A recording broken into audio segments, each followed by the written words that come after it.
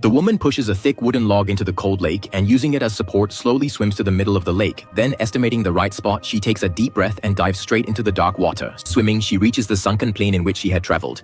Inside the plane, she searches for necessary items. She finds some strange packets and bags which she quickly starts to bring up as her breath was about to run out. Upon reaching the surface of the water, she sees a frightening sight. A wild bear was standing at the edge of the lake. She remains silent.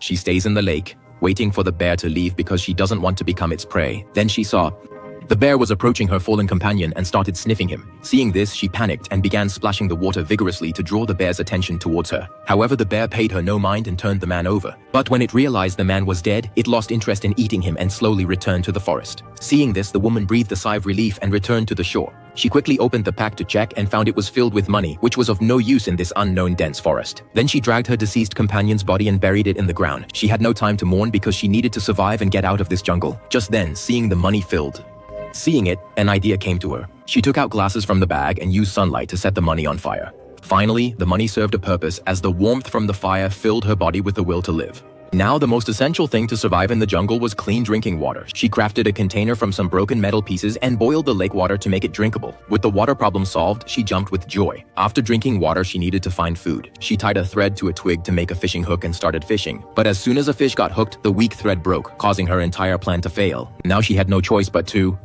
There was no option but to try her luck in that jungle. She searched for fruits day and night and soon found some wild fruits. She picked them and filled her bottle before returning to the lake's edge. After eating her fill of fruits, she needed to find a way forward because the jungle was full of dangerous animals. The next morning, she packed her belongings and climbed to the top of a mountain. From there, she determined the direction and started walking towards home. After walking for quite some time, she suddenly heard the sound of an airplane from the sky. Finally, she saw a glimmer of hope. She began shouting loudly and tried to follow the plane, but in her eagerness to follow, she didn't notice below.